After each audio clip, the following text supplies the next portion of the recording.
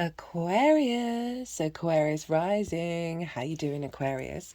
So this is your reading for the Libra new moon that just so happens to be in eclipse with the South Node. This is the last time this is going to happen for another 18 years. Hello, new viewers, and welcome. My name's Chloe. I work with card divination, astrology, and I channel multi-dimensional energies through my body. You just heard some of the vocal light language and saw some of the physical light language, and all of this brings in healing, attunement, and activation codes to the messages that come through in these readings. So, as I said, this is your reading for the Libra eclipse with the South Node, and there's going to be two piles in terms of the tarot. The first pile is the most integrated and expansive intention of this eclipse cycle, and the second pile will be how to work with it and amplify with it. Now, I read for the rising signs in terms of the astrology. So for those of you who don't have Aquarius in the first house, look to the house that it does fall in, look to the themes of that house, and you want to apply those themes along with all the other meaning you've got going on in the sign of Aquarius. Say that your sun is there, you apply the meaning of the sun, all of that to the messages that come through in this reading. It will be as if that Aquarius energy, wherever it falls in your natal chart, has now energetically moved to the first house. So the astrology will still link in. You've just got to apply all the meaning of that sign of Aquarius to these messages. As always, take what resonates, leave what doesn't. So Aquarius rising, where is this eclipse happening for you? Well, it's happening in your ninth house of your perspectives, right? How you map yourself out in the world, in the universe, right? Your morals, your ethics, your philosophies, your connection to book, religion, source, and nature, science, all of the matrices that you know are bigger than you, but you are a part of. What is your perspective to do with that? And how do you link yourself into the great consciousness?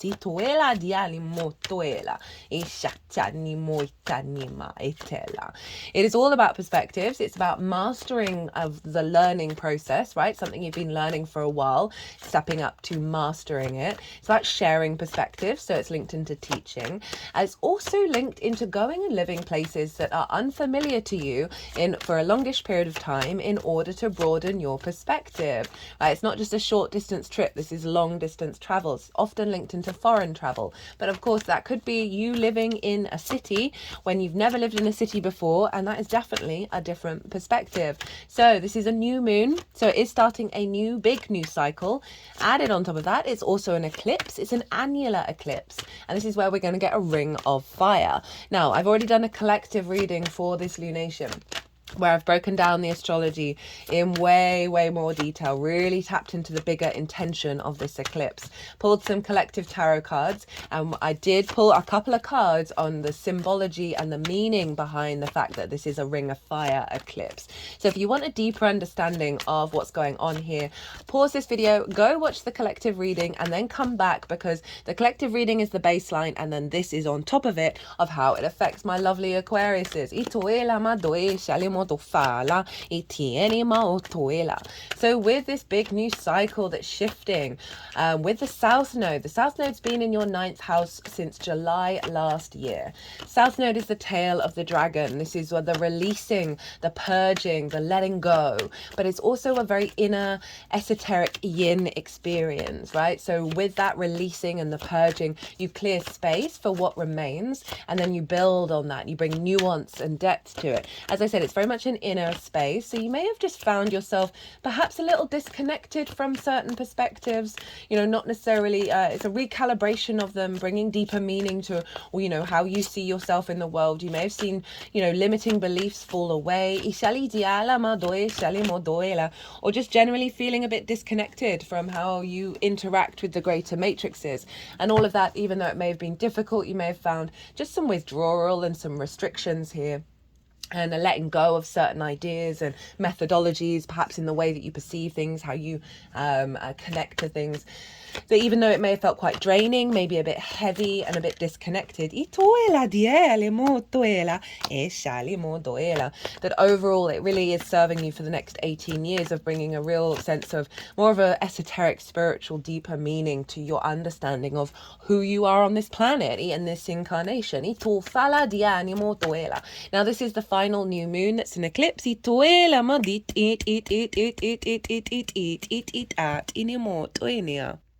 Apologies, Aquarius. I had to go and do something that was very time sensitive that somebody asked me to do. So I just paused your reading. Where were we? Oh my God, my brain tends to memory dump quite quickly. We were talking about perspectives and perhaps a restriction around them with that South Node. And that was it, that this is the final new cycle, right? So we're activating a new cycle with everything that you've been learning, right? And a real clarity of inner balance and inner truth.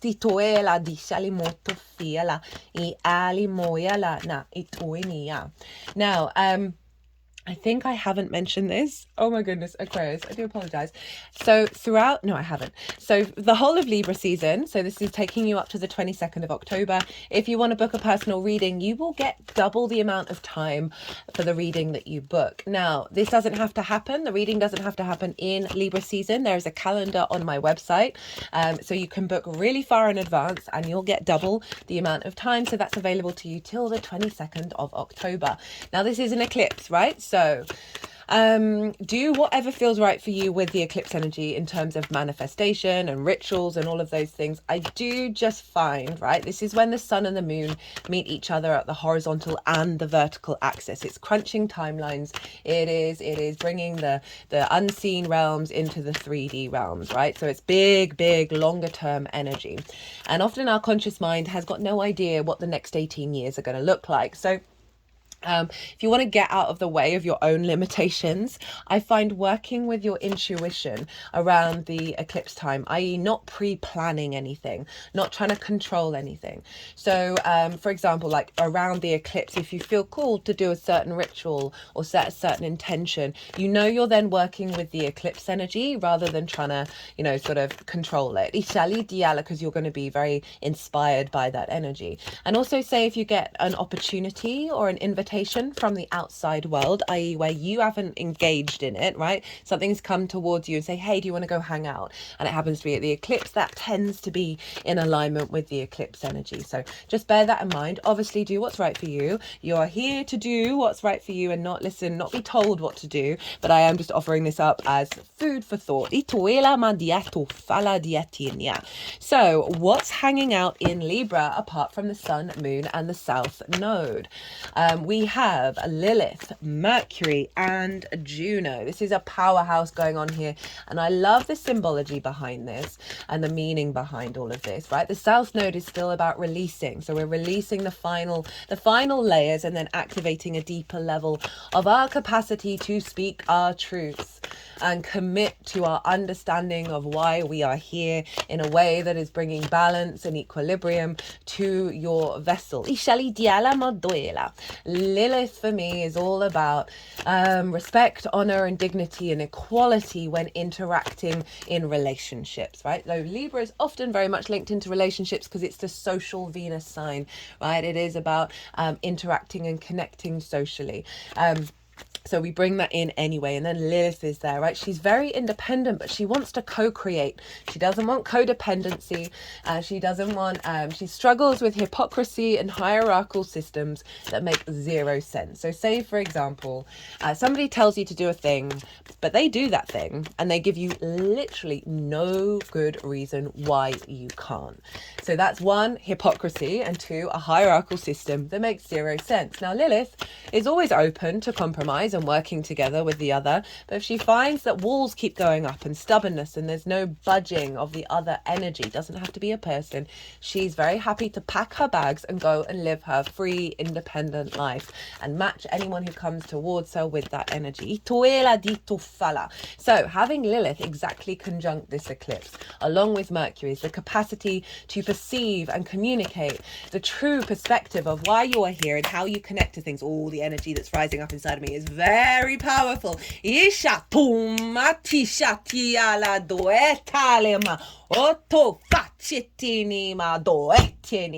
Woo! Aquarius, that was wild. That was so fun to channel. I do apologize though. That was quite forceful, but very, very empowering, right? And that's the Lilith energy of Your perspectives are your perspectives. This isn't about what the society wants from you. This isn't about conforming. This isn't pleasing other people in the way that you perceive the world. This is you standing strong in your perspectives and being able to get the downloads, get the information, be able to communicate that. We've got Juno. She represents commitment. Oh, my energy's getting really invigorated. Juno, she represents commitment, your ride or die, those core principles that are inherent within you that you're willing to stand by, right? It's not necessarily about not hearing other people's perspectives, but this element of commitment. This element of commitment. Oh my God, Aquarius. I just saw what some of the cards are. I try and keep them hidden from myself as from you. Let's get some oracle cards out. What was I saying? Yeah, so this is a real realignment with the truth of how you should be perceiving things so this is linked into that Pisces eclipse that was all about tapping into the crystalline grid, right? More intuitively in alignment with that, rather than the denser grids where we're constantly on the hamster wheel. This is all about accessing a higher frequency of how we engage with our reality from a very magical place. And all of that's the setup for our ability to observe it objectively and with empathy, right? That Lady Justice energy that is the tarot card for Libra. So I really see this as an elevation, right? Okay. Libra for me is very much kind of like the social warrior. It's very good at bringing narratives to the surface that are sort of counterbalancing distorted narratives that are out there, right? So it's not about pointing a finger and saying, oh, that narrative is wrong, that perspective is wrong. It's simply gathering together the information and bringing it to the surface in order to give other people the possibility to perceive in different ways. And so I really see this as a reignition of the truth of the reality for you individually and your capacity to elevate that and bring it into your being and harmonize that and be confident in it, even if it's going against the grain, even if it's contrary to certain social dynamics you're in, family that you're in. That Lilith, Mercury, Juno energy is it's gorgeous energy. It's so... There's the grace and favor of Venus, but there's also this real strength coming through. Speaking of Venus, Venus rules Libra. So wherever she is, she's influencing what's going on with this eclipse. And she's in your 10th house of your life purpose, your career. She's in the sign of Scorpio. This is your visibility, your reputation, how the big outside world sees you. Now, life purpose doesn't have to be... that's two. Right, let's do that. I'm gonna shut off my conscious mind for a second while the energies that I work with are gonna woohoo. Oh, I'm very excited for you, Aquarius. Well, sorry, the energies that I work with,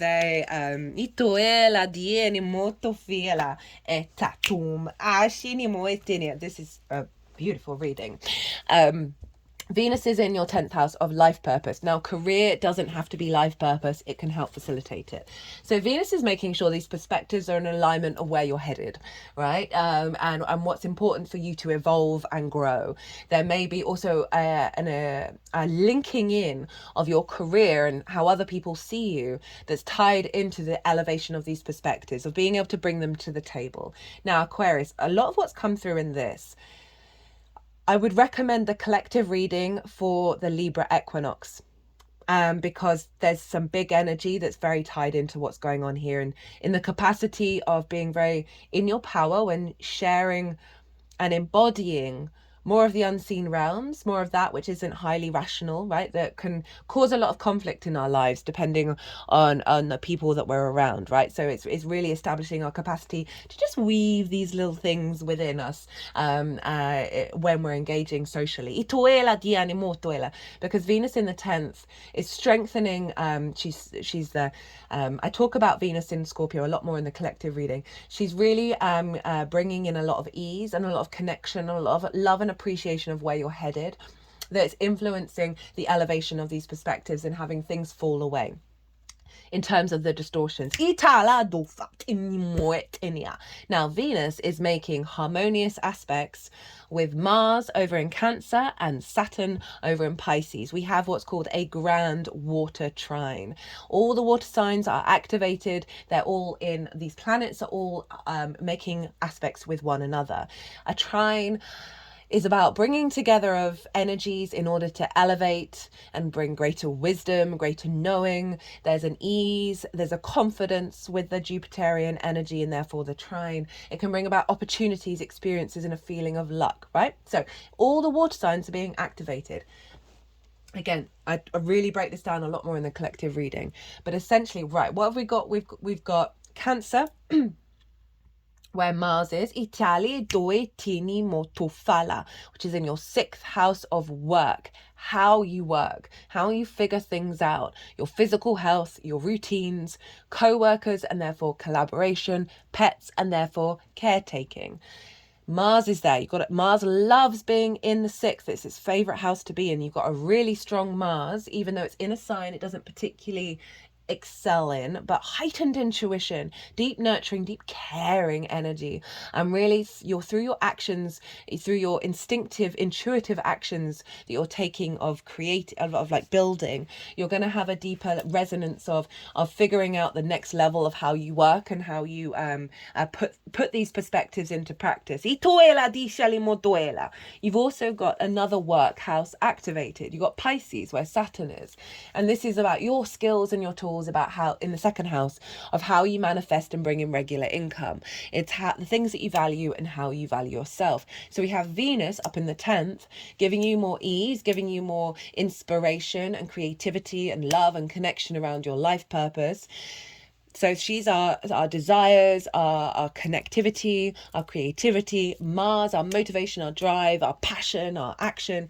These are in alignment with Saturn, who's all about integrity, commitment, and legacy energy. And so there's a real shift here in your perspective that's being funneled by how you build and create in the 3D world, right? How your incarnation explores itself through the building process, which is through water, right? So it's very intuitive. There's an emotional capacity here, very creative, very loving. Very much moving in a flow state. So all of this water is funneling into your perspectives. Now, one of the core messages that came through in the collective reading was it's healing some of the distorted, stagnant energy in our water, the memories that we hold, the grievances, the pain, the hurt, all of that stuff. This combination of the 3 water signs being activated, especially Venus in Scorpio. I see Scorpio is incredibly shamanic because it's the capacity of looking in the darkness, standing in it, and being very in your power through that journey, is letting go of a lot of things in order to clear space for your intuition, your emotional body to elevate and give you sense of more flow in your existence. It's going to be elevating how you perceive the world. There's more the intuitive, the sort of the psychic, the emotional in elevating that perspective, right? So we've got that going on. There's also some really other cool stuff going on with the astrology. The only thing I'm going to mention now, as all the cards are out, is Mars is opposite Ceres. Ceres, the asteroid, is in the sign of Capricorn, which is your 12th house, your hidden house, your house of mysteries. In here are the unconscious spaces, the unseen realms. A lot of magic, but in those unconscious spaces are trauma responses, limiting beliefs. This is where we get anxiety, depression, loss, isolation, grief. But underneath all of that is the magic of your soul. That Capricorn energy is actually the core magic of your soul, right? Ceres is there. She represents the harvest. She is the grain goddess. So there's a sense of abundance, there's a sense of resources, of the harvest coming in, of nourishment, of nutrition, and of nurturing energy in your 12th house. This is beautiful. So with Mars, they're forming a T-square. So Ceres and Mars are opposite one another, and they are both square the Libra eclipse. And so this is called a T-square, and the release point of the T-square is the bottom of the T, is the eclipse. So there's a real sense of tapping into the deep nourishment that you're receiving in your 12th house, releasing limiting beliefs in your unconscious spaces that have blocked you from truly embodying your soul's inherent perspective.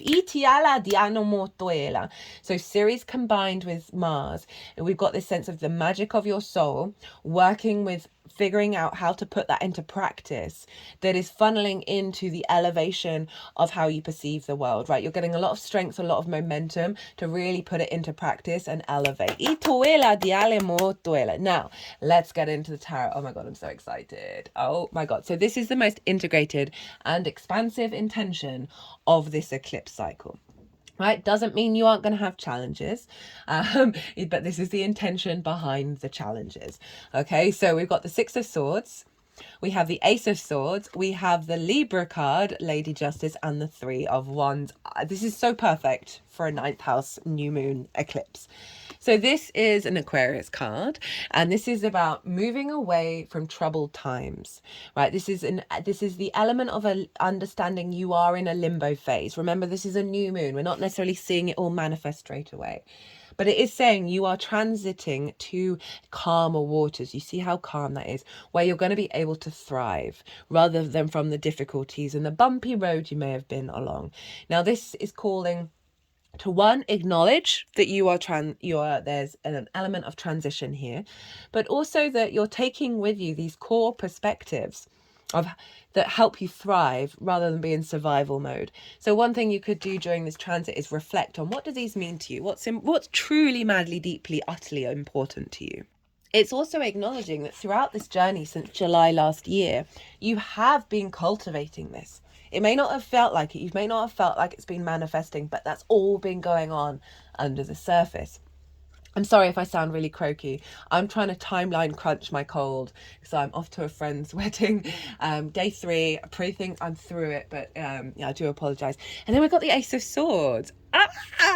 This is divine inspiration, your soul communicating with you into your sovereignty of perspective, a renewal of how you see the world and how you connect to it. And oh, I love it so much. I'm so excited for you, Aquarius. This is so beautiful.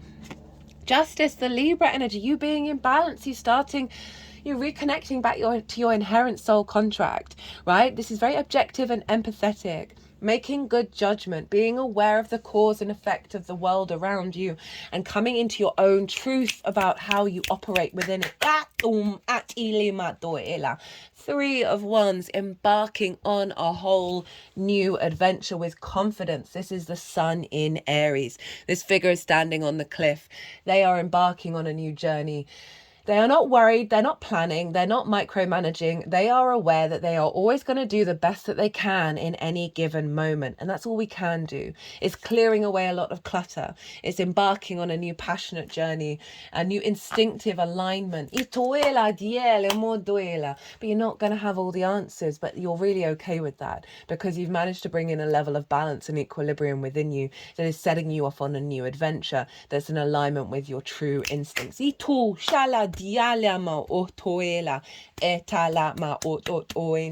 As this is a new moon, new eclipse, it can be linked into embarking on a higher level of perspective, of learning, right? Of deep mastery. If you can obviously apply that to any kind of course of learning and experiencing and figuring things out. But the core message in terms of your individual perspective of the world is an elevation and a strength of your own character. I love the Aries energy at the end because the Aries North Node is opposite this moon. Chiron is in Aries. I talk about this in the collective reading. That Aries energy is being pulled into the Libra energy of making sure that we are still uniquely ourselves when we engage in the social dynamics, right? Having Libra in the 9th means you're able to bring balance to lots of different perspectives, right? But it can see just not refining down to, okay, well, what do you truly think and feel? But love, love, love. 10 of Pentacles, and 10 of Cups. Oh my God, at the bottom of the deck. God, this energy is so vibrant. I'm so excited. This is the most excited I've been in terms of channeling the energy. It's for all of the readings. 10 of Pentacles is saying what's coming through here is serving your long-term legacy. This is a city. Cities take forever to build. But there's also 1, the nuclear family, and 2, the elder figure covered in esoteric symbols. These are quite plain clothes. It's the representation of the mundane physical reality with the unseen realms and working together with them. And when we do so, we are building for our legacy.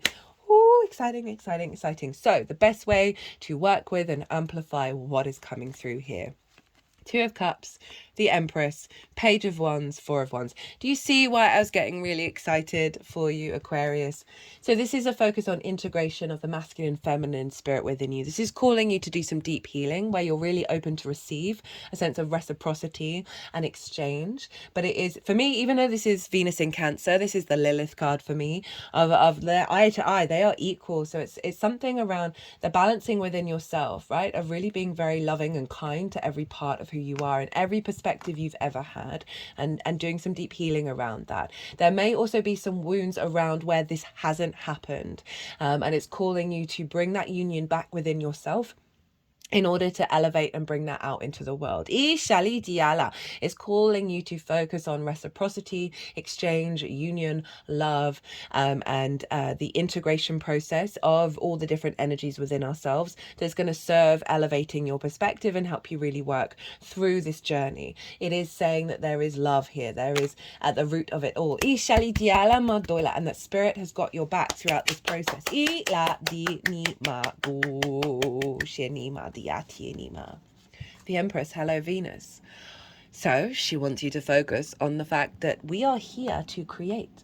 We are here to feel good in the 3D world, to find the joy, to find the fertility, to find the abundance, right? The being in nature, being aware of life and the ebb and flow and the growth of it all. Obviously, this is Venus, so there's an element around your life path, right? Or perhaps through this integration process, you're going to become more in your flow and ease and your creation energy around the next stages of your life path. But with that 3 of Wands, it's not really focusing on the details of it, but cultivating a sense of joy of your existence. It's making me think of near-death experiences. I went in a little bit of a deep dive with that a while back. It was with the Scorpio full moon, actually, that we had this year, and how the predominant energy of people who've come back from near-death experiences are like, it doesn't matter how bad their life was, or if they perhaps intended to not come back. I'm trying to be really mindful there. Predominantly they're like, no, this is where we're meant to be. This is where we feel, this is where we create, this is it. Doesn't matter if it's not that great, this is still the one. This is where we're supposed to be. And so channeling that energy. Get creative as well. And also it just overall, it is tapping into the fertility of your existence. Page of Wands. Spend time instinctively communicating. This might be about channeled messages, channeled writing, free fall writing, channeled speaking, channeled sounds, because this is fire, where you have Aries, which is communication, and through that sort of instinctive communication, free, I'm not getting the phrase right, free writing, that kind of thing, free speaking, you may get some downloads. Also just generally getting downloads, getting messages, being open to them from source. And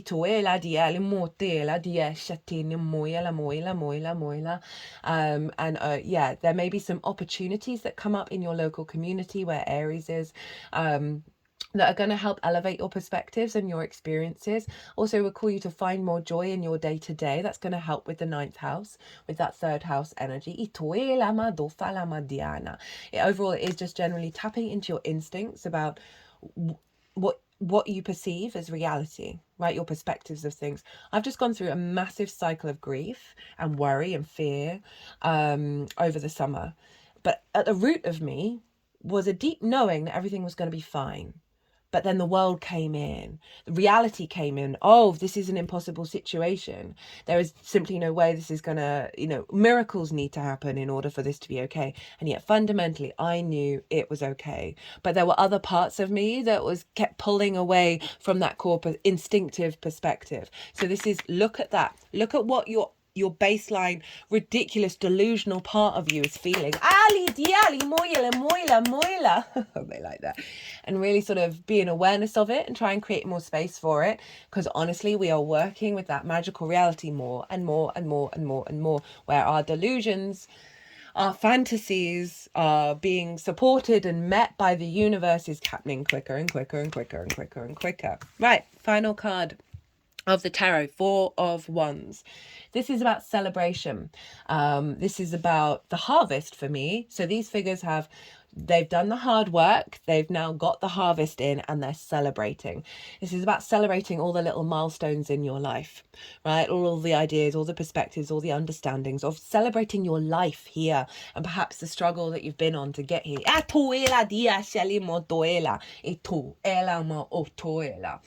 It is acknowledging that, integrating these perspectives can take a while for us to truly embody it. So every little milestone that you do where you're like, oh, my perspective has elevated, it's shifted, it feels more in alignment, celebrate it, do a little dance, whatever it is that you want to do. It is acknowledging, one, the journey, and also two, celebrate. Go out and celebrate. And really enjoy your experience. Right, Aquarius. So we got Wonder from one deck. All the decks are in the description box, by the way. We have in the hand, the universe is your partner, Dust Devil, moving out of stagnation. Okay, they've put them in the order they want them to be read. So we've got Dust Devil first. This is from the Shaman's Dream Oracle. Embrace the chaos, trust in the process, moving out of stagnation. The presence of the Dust Devil causes a ruckus. Some people are afraid of his chaotic nature, believing that he comes to intentionally stir things up. The truth is, you can't expect this dream ally to behave, to bring niceness, to be clean. His power is in the mess he creates as he calls for you to engage in the full cyclone of life. He represents two aspects of you now, the winds in your outer life appearing to throw you off course, where you assume the world is coming at or happening to you, and the winds that churn inside you with the Dust Devil arising from your dreamscape to help you escape your invisible chains shackling you to a barren desert. Stop asking for things to be perfect. Awkward, messy, conflicted, exuberant, and wild is how you shift. Trust this process. The Dust Devil knows what you need when you need it. Once things settle, you'll see the gleaming jewels awaiting your discovery, the wisdom awaiting integration.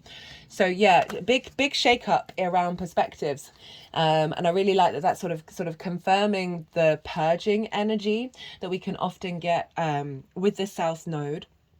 Of even like in the messiness of it all, deep refinement is happening, a deep understanding of how you shift and change and activate. Like Libra does tend to like things to be nicely ordered, and this is breaking that all up in order for the cracks to happen and then the divine inspiration to come through. And I like that they said integration, because that came through in the reading, right, of putting things into practice, and being really open to the unknown and the unusual. Wonder, into the wonder, shot of wonder. This is What We've Forgotten Oracle by Amy Miranda. Reigniting your sense of wonder is part of remembering what we've forgotten. When we make room for wonder, we can more easily locate the magic. When we leave room for mystery and discovery, we can find surprise and delight. Everything that is, ever was, and ever will be is part of this system that we are a part of. We are at a point in history where even scientists, presumably the most logical humans we have, know and acknowledge that there is magic. Spooky actions do happen, up close and at a distance, and are woven into the fabric of life. Einstein even thought so. There are things in our world that defy explanation, so much that they create a sense of wonder and awe. A lot of what we've learnt has had us conditioned to try and explain away magic. But what if instead we begin to accept it? What if instead of trying to explain it all away, we remember that some things do happen by wonder and magic? What if we begin to seek it? How can you make more room in your life for wonder? Oh, seek out the magic, Aquarius. So, I love this. I love it. Magic's just science we haven't figured out yet. And I hadn't really mentioned the Libra equinox reading, maybe in one other video. Like, I always try and naturally follow what I'm compelled to say. So if that's fascinating that I was talking about that, that's very much tied in to that collective reading again that I recommended you watch. That's very in alignment with what's through here in this reading. In the hand, feeling secure, taken care of, the universe is your partner. Okay, that's another lovely message with this. That you're connected to source, you're connected to the matrix through love. Focus on connecting to the matrices with love. Something amazing happens when you contemplate your intimate relationship with your higher power. How do you engage it? Perhaps you might have seen things through the influence of your religious background, or you may have been exposed to other ways of making that connection real for you. It doesn't matter the source of your understanding. What matters is what works for you. For example, if you believe in a punitive God, you'll be afraid of punishment for your transgressions. If you believe in a version of a higher power that blesses you, you may find it easier to surrender to a relationship of radical trust. Itoela. Right now, if you're imagining relaxing, curled up in the hands of the divine, how does that make you feel? Can you then turn over your needs and desires to that divine power and trust that you are safe and secure and don't have to do anything at all to feel that way?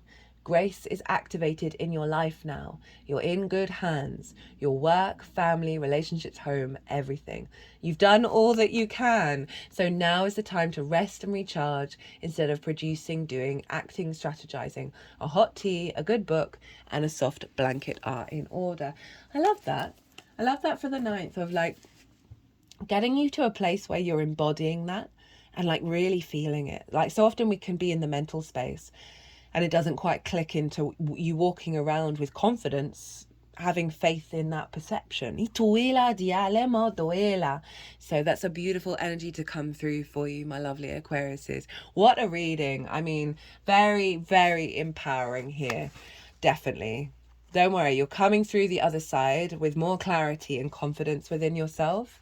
This getting you in alignment with unity, love, this sense of abundance and celebration. Oh, so good. That's serving your long-term legacy, right? Ituela diani ma duela. As I said at the beginning, if you want to book a personal reading between now and the 22nd of October, you will get double your time for the money spent. I hope this reading resonated. I hope it brought you some kind of understanding or just enjoyed it. If you did, it brings me so much joy when you hit that like button. Also helps the algorithm. That's just a byproduct.